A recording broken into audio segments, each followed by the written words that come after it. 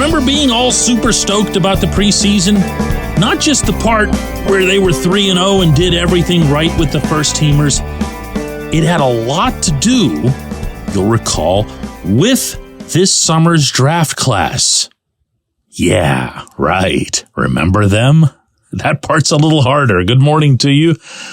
Good Wednesday morning. I'm Dejan Kovacevic of DK Pittsburgh Sports, and this is Daily Shot of Steelers. It comes your way bright and early every weekday. If you're into hockey and or baseball, I also offer daily shots of Penguins and Pirates, other two teams in town that I cover.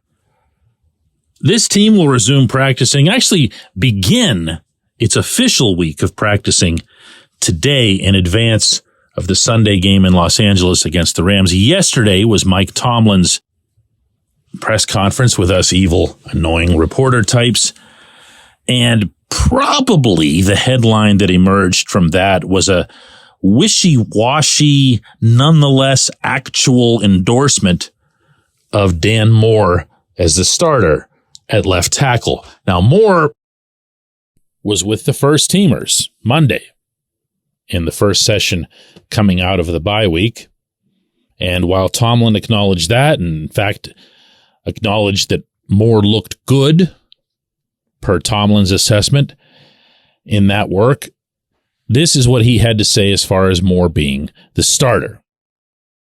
That's a big if. We got some work ahead of us. He'll be given an opportunity to show his progress over the course of the week, and we'll make that decision at the appropriate time. It doesn't behoove us to make hypothetical statements at the early portions of the week. He looked pretty good yesterday. We'll see where the week leads us. Okay, so that is pretty much what I had speculated yesterday it would be.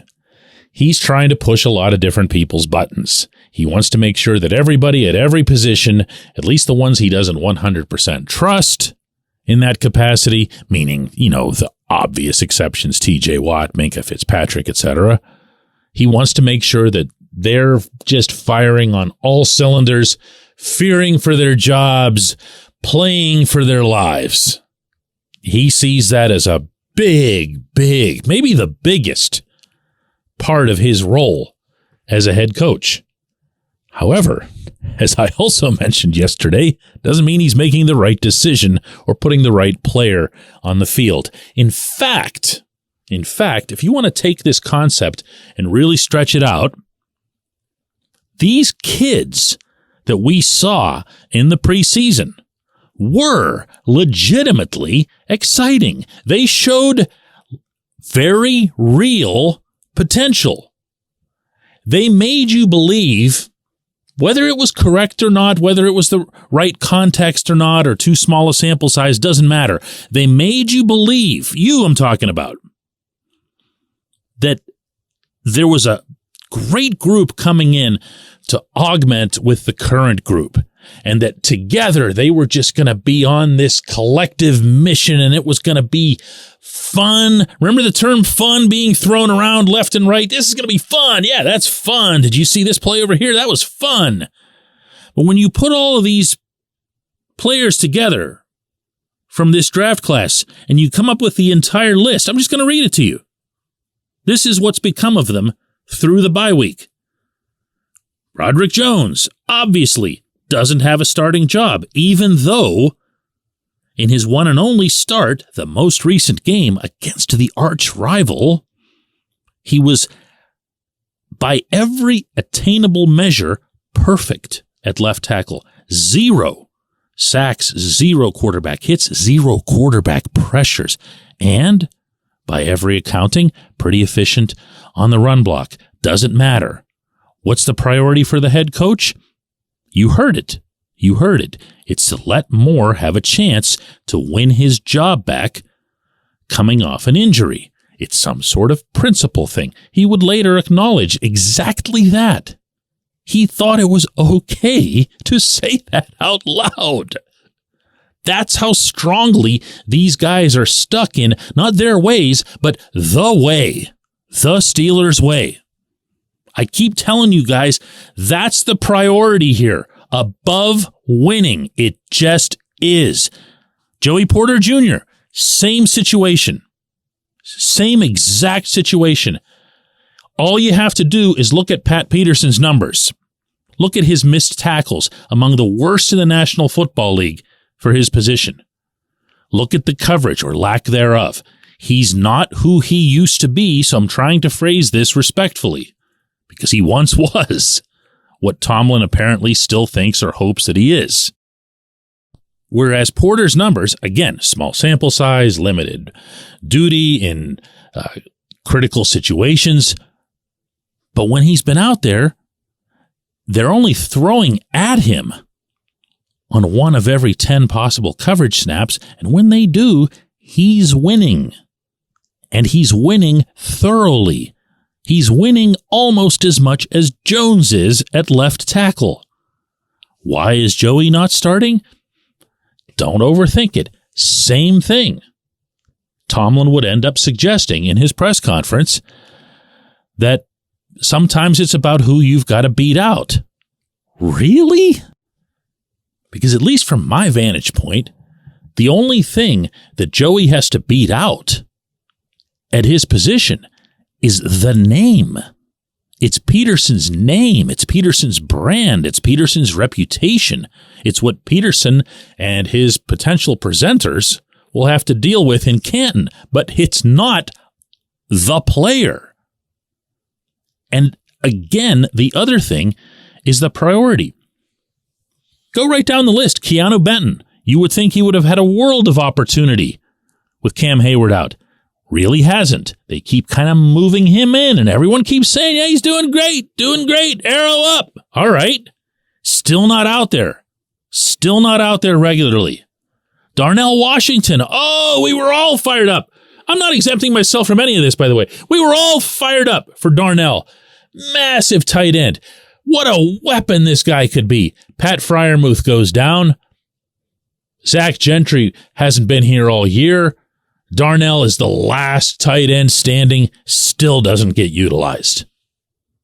Nick Herbig. Oh man, we were ready to write poetry about the young Herbig, about everything that he was able to show and all the exciting splash plays he was able to generate. Now, look, I wouldn't be envious of any defensive coordinator who had to figure out a way to get a third outside linebacker onto the field when your first two are TJ Watt and Alex Highsmith. But, figure something out. Get a little bit creative. I don't know what. But I know what a football player looks like when I see him. That kid's a football player. All of these kids are football players. The other two guys, you can't really say much about with the class because Corey Trice obviously was hurt in Latrobe, Spencer Anderson as a reserve lineman.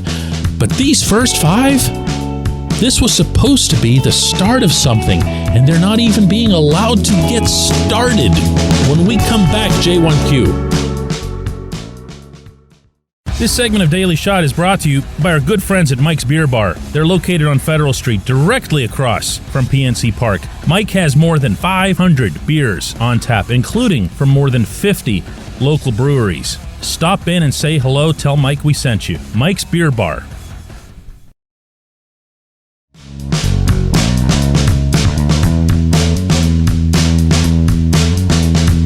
Today's J1Q comes from Robert, who asks, DK, why is it that things which seem so self-evident to the fan base and other outside observers are not so obvious to the Steelers management?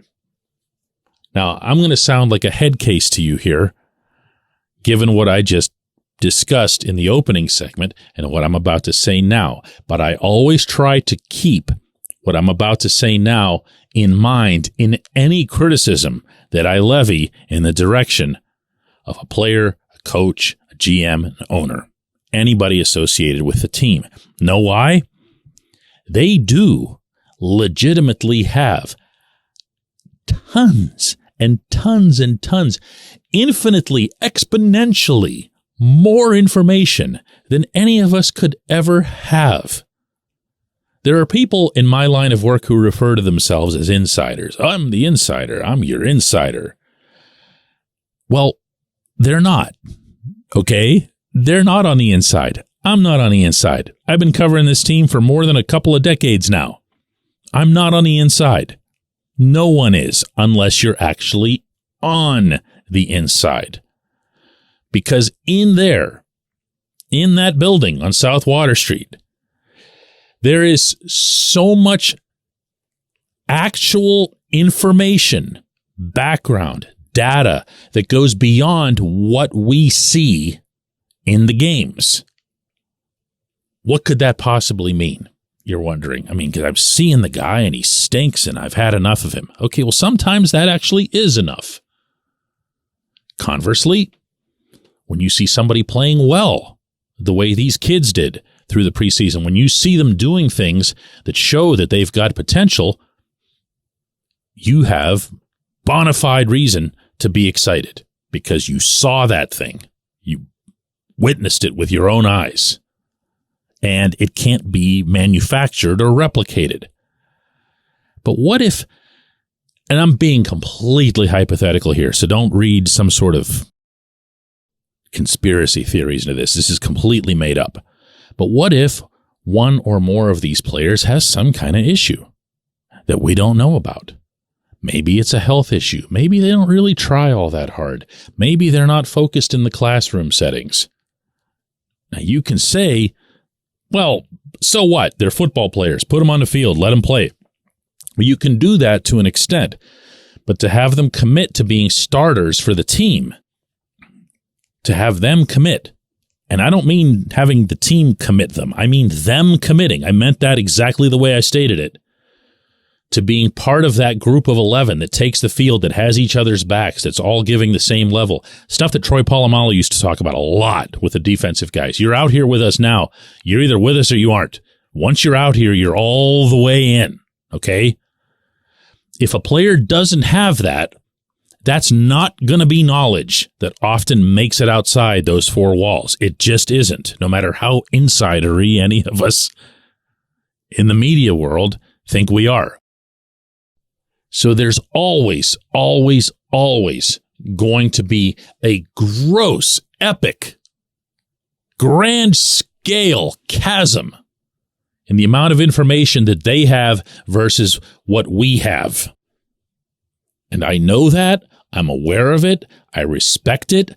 I think about it before putting forth any criticism. But I'll still go ahead with the criticism if I feel strongly enough about it based on what I actually do know, based on what I actually can acquire as knowledge. I hope all that made sense. It was an outstanding question. I appreciate it. I appreciate everybody who listens to Daily Shot of Steelers. We're going to do another one of these tomorrow.